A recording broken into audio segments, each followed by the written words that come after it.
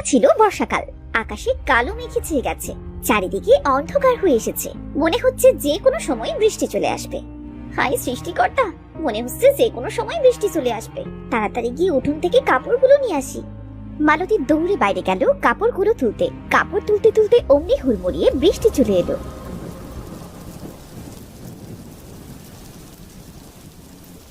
ইস, ভিজেই গেলাম তো। আরেকজনের কি কোনো হুঁশ আছে?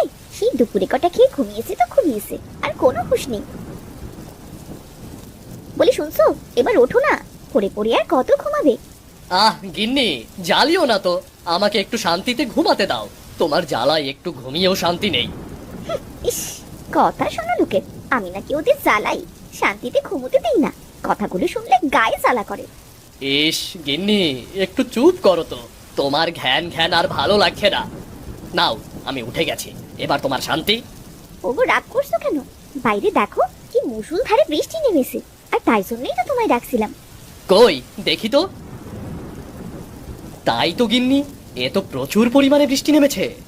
হ্যাঁ গো হ্যাঁ, এজন্যই তো তোমায় ডাকছিলাম। যাক, ভালোই হলো।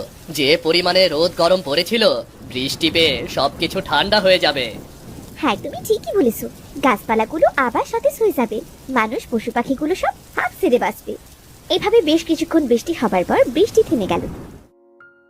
গিন্নি, বৃষ্টি তো থেমে গেছে, এবার একটু বাইরে থেকে ঘুরে আসি। তোমার যদি বাইরে কোনো কাজ থাকে তাহলে তাড়াতাড়ি সেরে নাও।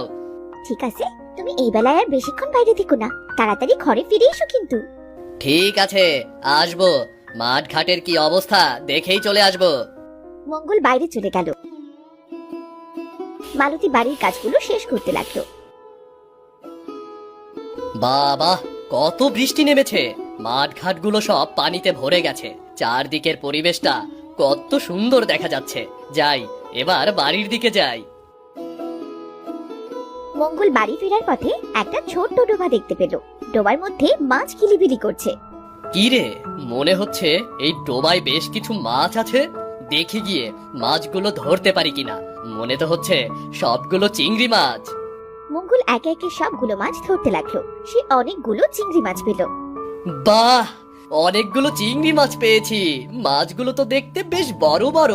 যাই, বাড়ি নিয়ে যাই, গিন্নি দেখলে খুব খুশি হবে।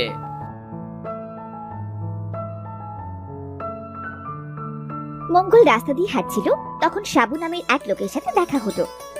মঙ্গল দাদা, তাই চিংড়ি গুলো কত দিয়ে কিনলে গো? বেশ বড় চিংড়ি মনে হচ্ছে। না রে হাবু, কিনিনি, একটা ডোবা থেকে ধরেছি। তাই বুঝি? কি কথা